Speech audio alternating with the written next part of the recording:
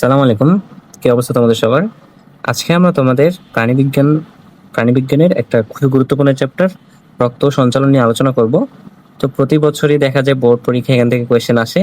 তো এখান থেকে কোয়েশ্চেন আসলে কোয়েশ্চেনগুলো মোটামুটি সহজ হয় বা বেসিক্যালি কিছু টিপিক্যাল কোয়েশ্চেনই আসে ঘুরে ফিরে।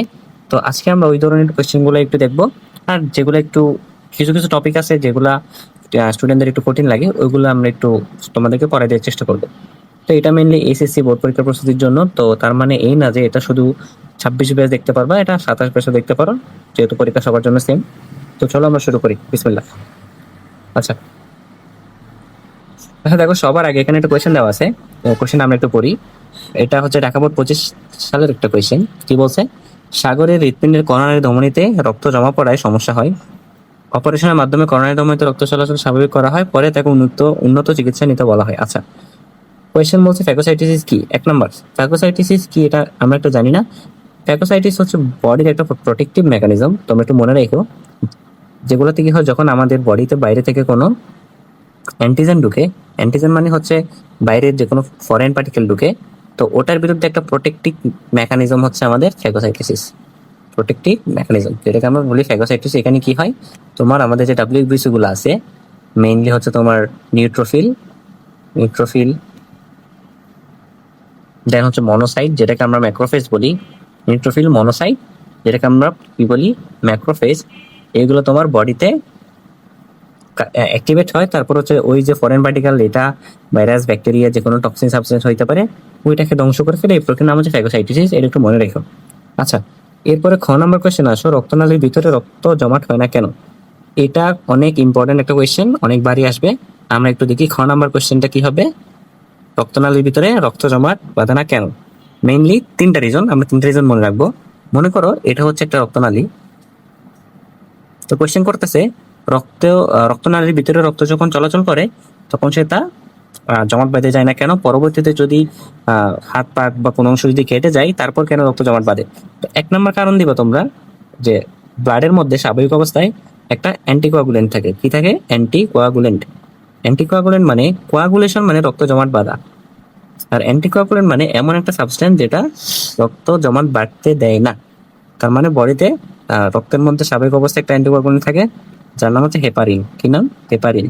তো হেপারিন যেহেতু একটা অ্যান্টিকোয়াগুলেন্ট, অর্থাৎ রক্ত জমাট বাড়তে দেয় না, যার কারণে স্বাভাবিকভাবে রক্ত জমাট বাঁধে না। আরেকটা কারণ হচ্ছে স্বাভাবিকভাবে রক্তের গতি অনেক বেশি। তোমার আজমল স্যারের বইয়ে এই 3টা কারণে বলা আছে, রক্তের গতি অনেক বেশি। তো গতি যদি বেশি হয় ওই জায়গাতেও রক্তটা জমাট বাঁধার সুযোগ নেই, ঠিক আছে। আর 3 নম্বর কারণ হচ্ছে, এই যে দেখো তো, এটা মনে করো রক্তনালীর ভিতরের প্রাচীর। এখন এটা যদি এখন দেখো, উপরেরটা হচ্ছে অমসৃণ, মানে এখানে যদি এরকম কিছু থাকে সেটা হচ্ছে অমসৃণ, আর নিচের পার্ট হচ্ছে মসৃণ। এখন দেখো তো, রক্ত কখন জমাট বাঁধবে? যদি সেখানে অমসৃণ হয়, অর্থাৎ কোনো কিছুতে ব্লাডটা আটকে যাওয়ার চান্স থাকে, তখন হচ্ছে রক্ত জমাট বাঁধার একটা পসিবিলিটি থাকে। কিন্তু স্বাভাবিকভাবে রক্তনালীর গাত্রটা কিরকম হয়? মসৃণ হয়, যার কারণে রক্ত জমাট বাঁধে না। তো মেইনলি এই 3টা কারণ বলবা পরীক্ষায়। 2 নম্বরের জন্য এনাফ। কি কি বলবা? সবার আগে বলবে অ্যান্টিকোয়াগুলেন্ট থাকে, যার নাম হচ্ছে হেপারিন। তারপর হচ্ছে রক্তের প্রবাহ বা গতিটা বেশি থাকে। আর 3 নম্বরে বলবো হচ্ছে রক্তনালীর ভিতরে যে প্রাচীরটা, ওটা সাধারণত মসৃণ থাকে, যার কারণে আমাদের রক্তটা জমাট বাঁধে না। আচ্ছা, আমরা নেক্সট কোয়েশ্চেনে যাই। নেক্সট কোয়েশ্চেনে মানে কি কি বলছে আমরা একটু দেখি। নেক্সট কোয়েশ্চেনে কি বলছে? উদ্দীপকে উল্লেখিত অঙ্গটির লেবেলযুক্ত চিত্র আঁকো। আচ্ছা, উদ্দীপকে উল্লেখিত অঙ্গটি আমরা বুঝতে পারতেছি হৃৎপিণ্ড বলছে। তো হৃৎপিণ্ডের লেভেল যুক্ত একটা চিত্র তোমাদের আজমল স্যারের বইয়ে দেওয়া আছে, এবং এটা অনেকগুলো বোর্ড কোয়েশ্চেনে আসছে। তো আমরা সবার শেষে এই এই ছবিটা একটু রাখছি একটু দেখানোর জন্য, তোমাদেরকে একটু দেখাই, চলো। এই যে সবার শেষে যে ছবি, এটা হচ্ছে লেভেল যুক্ত বা হৃৎপিণ্ডের যে লম্বচ্ছেদের ছবি। আঁকতে বললে এই ছবিটা আঁকতে হবে তোমাদের। তো এটা একটু আঁকা প্র্যাকটিস করবা, আমি একটু দেখাই দিতেছি কোনটা কোন রক্তনালী।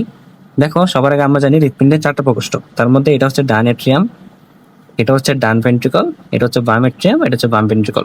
আঁকবা। এরপরে রক্তনালীগুলো আমি তোমাদেরকে একটু চেনাই।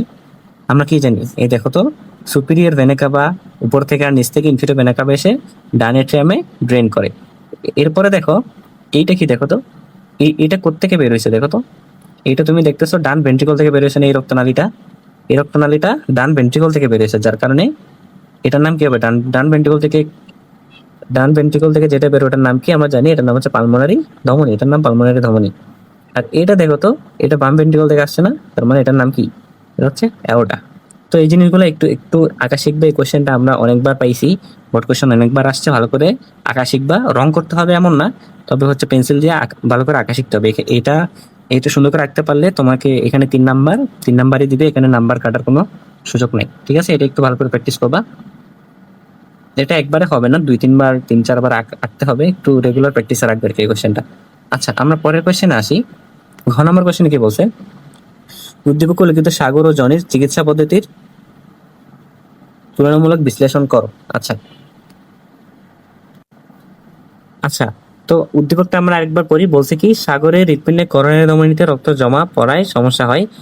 আচ্ছা, রক্ত করোনারি করোনারি ধমনীর কাজ কি বলতে পারবা? নর্মালি করোনারি যে ধমনী, ওটা হচ্ছে তোমার হৃৎপিণ্ড, যেটা করোনারি ধমনী আমাদের হৃৎপেশি, যেখানে হৃৎপেশিতে রক্ত সরবরাহ করে। সাধারণত হৃৎপিণ্ড সারা বডিতে রক্ত সাপ্লাই দেয়, কিন্তু তার হচ্ছে নিজেরও রক্ত সরবরাহ, ওর যে পেশি, হৃৎপেশি, ওইখানে রক্ত সরবরাহ দরকার। এই কাজটা করে থাকে সাধারণত করোনারি ধমনী। এখন কোনো কারণে যদি করোনারি ধমনীতে ব্লক হয়, তাহলে কি হবে, হৃৎপেশিতে তোমার রক্তটা যাবে না, যার কারণে পরবর্তীতে অ্যানজাইনা হইতে পারে, মায়োকার্ডিয়াল ইনফার্কশন বা হার্ট অ্যাটাক যেটাকে আমরা বলি, সেটা হইতে পারে। আমরা বিস্তারিত পড়বো এগুলা। আচ্ছা, এখন বলছে সাগরের হৃৎপিণ্ডের করোনারি ধমনীতে রক্ত জমাট পড়ায় সমস্যা হয়। অপারেশনের মাধ্যমে করোনারি ধমনীতে রক্ত চলাচল স্বাভাবিক করা হয়, পরে তাকে উন্নত চিকিৎসা নিতে বলা হয়। আচ্ছা, এখানে জনির কথাটা আসে নাই এই সিকিউতে। জনির কথা যেটা বলছে সেটা হচ্ছে এখানে অন্যদিকে, এখানে জনির একটা ওয়ার্ড আছে, অন্যদিকে জনির করোনারি, এখানে একটা ওয়ার্ড মিসিং আছে। করোনারি গহ্বর সংকীর্ণ হয়ে যাওয়ায়, করোনারি গহ্বর সংকীর্ণ হয়ে যাওয়ায় রক্ত চলাচল স্বাভাবিক করা হয়। এই দুইটা পদ্ধতির আমাদেরকে আলোচনা করতে বলছে তুলনামূলক। তো প্রথমটা আমরা একটু জানি, যে হচ্ছে যদি করোনারি ধমনীতে কোনো সমস্যা হয়, সেটার ক্ষেত্রে আমরা বাইপাস সার্জারি করি। অর্থাৎ এখানে সাগরের ক্ষেত্রে যেটা হয়েছে সেটা হচ্ছে coronary bypass surgery. Bypass surgery মানে কি, আমরা একটু পরে দেখতেছি বাইপাস সার্জারি। আর জনির ক্ষেত্রে যেটা হয়েছে, আমরা দেখলাম যে করোনারি গহ্বর যেহেতু সংকীর্ণ হয়ে গেছে, এটার ক্ষেত্রে ওইটাকে আবার পুরোপুরি ঠিক করার জন্য এনজিওপ্লাস্টি করে। এনজিওপ্লাস্টি এনজিওপ্লাস্টি করে। আমরা একটু দেখি। এখন বাইপাস সার্জারি মানে নামের মধ্যে বলা আছে, আমরা বাইপাস কথাটা শুনছি না। বাইপাস মানে হচ্ছে কোনো কিছুকে, মনে করো এটা একটা ধমনী, তো এই জায়গায় যদি ব্লক হয়ে যায়, আমরা কি করি, এইখান দিয়ে যে রক্তগুলো আসতেছে, তখন তো এগুলো এখান থেকে যেতে পারবে না, যেহেতু ব্লক হয়ে আছে। যার কারণে আমরা বিকল্প একটা রক্তনালী এটার সাথে যুক্ত করে দিই। আর কোথায় যুক্ত করি, ব্লক হয়ে যাওয়া যে রক্তনালীটা যেখানে গিয়ে ড্রেন করতো, মনে করো এখানে, আমরা এটার সাথে যুক্ত করে দিই। এটাকে বলা হয় বাইপাস সার্জারি। ফলে কি হবে, রক্তগুলো এখান থেকে আসার পরে এদিক দিয়ে যেহেতু ব্লক হয়ে আছে, এদিক দিয়ে যাবে না, বিকল্প যে পথটা আমরা সৃষ্টি করছিলাম ওই দিক দিয়ে সে তার কাঙ্ক্ষিত গন্তব্যে পৌঁছাবে। এটাকে বলা হয় বাইপাস সার্জারি। সাগরের ক্ষেত্রে এটাই হয়েছে। ওর ক্ষেত্রে যেহেতু তোমার করোনারি করোনারি ধমনীতে রক্ত জমা পড়ায় সমস্যা হয়েছিল। আচ্ছা, এরপর হচ্ছে জনিরটার ক্ষেত্রে বোঝাই যাইতেছে ওর করোনারি গহ্বর, যেটা মনে করো এটা হচ্ছে করোনারি ধমনী, এর মধ্যে যদি এটা সংকীর্ণ হয়ে যায়, তখন এটার ক্ষেত্রে আমাদের এনজিওপ্লাস্টি করা হয়। এনজিওপ্লাস্টি মানে ভিতরে যে পদার্থগুলো জমছে ওইগুলোকে সরানোর প্রক্রিয়াটার নাম হচ্ছে এনজিওপ্লাস্টি। এনজিওপ্লাস্টির কয়েকটা টাইপ আছে, এগুলো একটু বইয়ে আছে, আমি একটু বলে দিতেছি কয় ধরনের এনজিওপ্লাস্টি করা হয়। আমরা এটাকে ল্যাবস দিয়ে মনে রাখবো, ল্যাবস দিয়ে। এলতে হচ্ছে লেজার, এতে হচ্ছে অ্যাথেরেক্টমি, বিতে হচ্ছে বেলুন এনজিওপ্লাস্টি, আর এসতে হচ্ছে স্ট্যান্টিং বা করোনারি স্ট্যান্টিং যেটাকে বলে। তোমাদের বই দেওয়া আছে, সুন্দর করে পড়ে ফেলবা। এটা হচ্ছে এনজিওপ্লাস্টি হচ্ছে 4 রকমের। একটা হচ্ছে, আমরা এটা ল্যাবস দিয়ে মনে রাখবো। আর এনজিওপ্লাস্টি মানে হচ্ছে ভিতরের যে তোমার করোনারি ধমনীটা ব্লক হয়েছিল, ওইটা পুনরায় আগের জায়গায় নিয়ে আসে যাতে রক্ত চলাচল হইতে পারে, এটাকে বলা হয় এনজিওপ্লাস্টি। আর বাইপাস সার্জারি মানে বিকল্প একটা ধমনী হাত বা পা থেকে কেটে নিয়ে এসে ওইখানে যুক্ত করে দেওয়া। ঠিক আছে, আশা করি কোশ্চেনটা বুঝতে পারছো। আমরা পরের কোশ্চেনে যাই, তো বলছে দেখি একটু। পরের কোশ্চেন হচ্ছে রাজশাহী বোর্ড। বলছে জনাব গুলশান হক, সুন্দর নাম দিছে, জনাব গুলশান হক বুকে ব্যথা অনুভব করেন, পরীক্ষায় দেখা যায় তার করোনারি ধমনীতে ব্লক আছে। আচ্ছা, 1 নম্বর কোয়েশ্চেনটা একটু অন্য চ্যাপ্টার থেকে আসছে, আমরা এটা পড়বো না। পোর্টাল সংবহন বলতে কি বোঝায়, খ নাম্বারটা আসি। পোর্টাল সংবহন এটা ইম্পর্টেন্ট। পোর্টাল সংবহন আর হচ্ছে সিস্টেমিক সংবহন একটু আমরা বুঝি। পোর্টাল সংবহন মানে স্বাভাবিকভাবে কি হয়, কোনো আমাদের ধমনী কি করে, হৃৎপিণ্ড থেকে রক্ত নিয়ে যায়, ঠিক আছে। ধমনী হচ্ছে হৃৎপিণ্ড থেকে রক্ত সারা দেহের দিকে নিয়ে যায়, আর শিরা কি করে, শিরা রক্ত হৃৎপিণ্ডের দিকে নিয়ে আসে। ঠিক আছে, এটা মনে করো হৃৎপিণ্ড। ধমনী হৃৎপিণ্ড থেকে রক্ত সারা দেহের দিকে নিয়ে যায়, আর শিরা সারা দেহ থেকে রক্ত হৃৎপিণ্ডে নিয়ে আসে। এখন দেহের উপরের অংশ থেকে রক্ত ঊর্ধ্ব মহাশিরা বা সুপিরিয়র ভেনা কাভা, এবং নিচের অংশ থেকে রক্তগুলা ইনফিরিয়র ভেনা কাভা বা নিম্ন মহাশিরা দিয়ে হৃৎপিণ্ডে ফেরত আসে। কোনো কারণে যদি ঊর্ধ্ব মহাশিরা বা নিম্ন মহাশিরা হয়ে রক্ত আসার আগে অন্য কোনো অঙ্গে যায়, তারপরে ওইখান থেকে আমাদের নিম্ন মহাশিরা বা ঊর্ধ্ব মহাশিরায় আসে, সেটাকে আমরা বলি পোর্টাল সংবহন। পোর্টাল মানে কোনো একটা জায়গায় স্থির থাকা কিছুক্ষণ। পোর্টাল মানে পোর্টাল সংবহন মানে কি হবে, অন্য কোনো অঙ্গ হয়ে আসা, অন্য কোনো অঙ্গ হয়ে তারপরে হৃৎপিণ্ডে আসা। ঠিক আছে, এটা হচ্ছে তোমার পোর্টাল সংবহন, হৃৎপিণ্ডে আসা। তো পোর্টাল সংবহন হইতে পারে দুই ধরনের, আমরা একটু পড়বো। একটা হচ্ছে রেনাল পোর্টাল, মানে হচ্ছে এটা রক্তটা আগে আগে কিডনিতে যাবে। একটা হচ্ছে রেনাল পোর্টাল, একটা কি হেপাটিক পোর্টাল, মানে আগে রক্তটা আগে যকৃতে হয়ে তারপর আমাদের হৃৎপিণ্ডে আসবে, হেপাটিক পোর্টাল। তো আমরা মনে রাখবো মানুষের ক্ষেত্রে শুধুমাত্র হেপাটিক পোর্টালটা দেখা যায়, অর্থাৎ মানুষের ক্ষেত্রে রেনাল পোর্টাল নাই, মানুষের ক্ষেত্রে শুধুমাত্র হেপাটিক যে পোর্টাল সেটা। স্যার মাছের ক্ষেত্রে বিশেষ করে স্পেশালি আমাদের বই যেটা আলোচনা করছে রুই মাছ, ওটার ক্ষেত্রে তোমার রেনাল পোর্টাল পাওয়া যাবে, আবার হেপাটিক পোর্টাল দুইটাই পাওয়া যাবে। ঠিক আছে, তার মানে আমাদের একটু মনে রাখতে হবে হেপাটিক পোর্টাল শুধুমাত্র মাছে, আর রেনাল পোর্টাল হেপাটিক পোর্টাল শুধুমাত্র মানুষে, আর মাছের ক্ষেত্রে হেপাটিক রেনাল দুইটাই আছে। আচ্ছা, পরের কোয়েশ্চেনটাতে আমরা একটু আসি। এই পরের কোয়েশ্চেন কি বলছে একটু দেখি। বলছে উদ্দীপকের ডাক্তার যে চিকিৎসার কথা বলছেন তা বর্ণনা করো। আচ্ছা, কি চিকিৎসার কথা বলছেন? পরীক্ষায় দেখা যায় করোনারি ধমনীতে ব্লক আছে। ডাক্তার যে পরীক্ষার কথা বলছেন সেটা এখানে বলে নাই। ডাক্তারে বলছে হচ্ছে, ডাক্তার তাকে পরামর্শ দিছে ধমনীটা প্রশস্ত করতে, ধমনীর লুমেন প্রশস্ত করতে। কি বলছে? ধমনীর লুমেন প্রশস্ত করতে। তো প্রশস্ত করা মানে কি? ধমনীর লুমেন প্রশস্ত করা আমরা কি জানি? ধমনীর লুমেন প্রশস্ত করা হচ্ছে এনজিওপ্লাস্টি বোঝায়। আমরা একটু আগে যেটা বললাম যে ধমনী যদি ব্লক হয়ে যায় সেটাকে প্রশস্ত করা বা পুনরায় ওই উপাদানগুলো সরাই ফেলে রক্ত চলাচল স্বাভাবিক করা, এটার নাম হচ্ছে এনজিওপ্লাস্টি। অর্থাৎ যে চিকিৎসার কথা বর্ণনা করছেন তা হচ্ছে এনজিওপ্লাস্টি। এনজিওপ্লাস্টি কেন করা হয়? মেইন কথা হচ্ছে যখন তোমার করোনারি ধমনীটা ব্লক হয়ে যাবে, ওই ব্লকগুলো সরানোর জন্য, এবং যেটাকে প্রশস্ত করা মানে আগের যে জিনিসগুলো জমছিল ওগুলা ধমনী থেকে বের করে রক্ত চলাচল পুনরায় স্বাভাবিক করার জন্য এটা বলছেন। তো এটা নিয়ে তো আমরা বিস্তারিত পড়ছি, কয় ধরনের আছে। ল্যাবস দিয়ে আমরা মনে রাখতে বলছিলাম, একটু আগেও বললাম। একটা হচ্ছে তোমার লেজার, অ্যাথেরেক্টমি, আর একটা হচ্ছে বেলুন, করোনারি স্ট্যান্টিং। এই 4 ধরনের প্রক্রিয়া তোমার এনজিওপ্লাস্টি করা যায়। চিকিৎসাটি বাংলাদেশের প্রেক্ষাপটে কতটুকু নিরাপদ তা ব্যাখ্যা করো। এখানে একটু পড়া আছে আমাদের। তো ঘ নম্বরে কি বলছে আমরা একটু দেখি। বাংলাদেশের প্রেক্ষিতে হচ্ছে এনজিওপ্লাস্টি পদ্ধতি তুলনামূলকভাবে নিরাপদ, তবে কিছু এর ঝুঁকিও থেকে যায়। তো বর্তমানে আমাদের বড় বড় যে আমাদের যে বিভাগগুলো আছে, চট্টগ্রাম, ঢাকা, রাজশাহী, খুলনা, সব জায়গায় বড় বড় সরকারি হাসপাতালে এখন এগুলো করা হয়। তবে আবার আমাদের এখানে এখানে ঢাকার মধ্যে জাতীয় হৃদরোগ ইনস্টিটিউট এগুলাও আছে।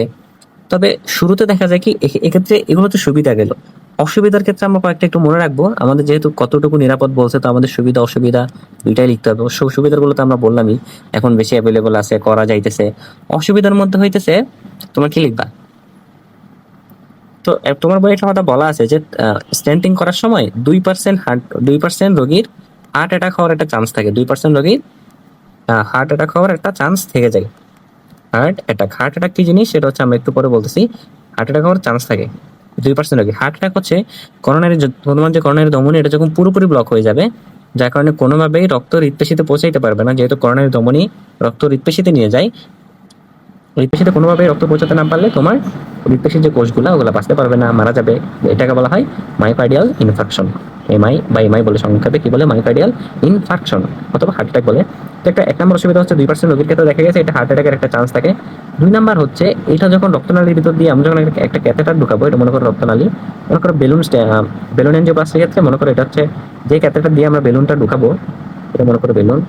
তো কোনো কারণে যদি ওই বেলুনটা একটু এদিক সেদিক হয়, তাহলে রক্তনালীতে রাপচার হইতে পারে না, মানে রক্তনালী যদি ছিঁড়ে যায় সেখান থেকে অতিরিক্ত রক্তকরণ হইতে পারে। এটাও একটা অসুবিধা বলা যায়। অর্থাৎ একটু অসাবধানতার কারণে রক্তক্ষরণ হইতে পারে এখান থেকে। আবার 3 নাম্বার বা আরেকটা অসুবিধার কথা তোমার বইয়ে বলা আছে, সেটা হচ্ছে যখন এই যে এখান থেকে যে জমাট রক্তগুলো আমরা ছোটাবো রক্তনালী থেকে, কোনো কারণে ওইগুলা ব্রেনে গিয়ে জমাট হয়ে স্ট্রোক হইতে পারে। এই কয়েকটা অসুবিধার কথা লিখতে পারো। স্ট্রোক হইতে পারে। স্ট্রোক কখন হয় আমরা একটু মনে রাখবো। আমাদের সেরেব্রাল আর্টারি এটাতে যখন সমস্যা হবে, সেরেব্রাল ধমনী আর কি, যেটা তোমার মস্তিষ্কে রক্ত সরবরাহ করে, এটাতে যখন ব্লক হবে বা এটা দিয়ে রক্ত সরবরাহ ব্রেনে যাবে না, তখন সেটা স্ট্রোক হয়। আর যখন তোমার করোনারি ধমনী দিয়ে রক্ত সরবরাহ বন্ধ হয়, তখন সেটা হার্ট অ্যাটাক হয়। ঠিক আছে, তার মানে আমরা মনে রাখবো স্ট্রোক শুধু ব্রেনে হয়। স্ট্রোক কি হার্টে হয়? হয় না, স্ট্রোক শুধু ব্রেনে হয়। তো বাংলাদেশের প্রেক্ষাপটে এটা কতটুকু নিরাপদ, এটা সুবিধা অসুবিধা, এই জিনিসগুলো একটু আলোচনা করে দিবা, তাহলে হয়ে যাবে। ঠিক আছে।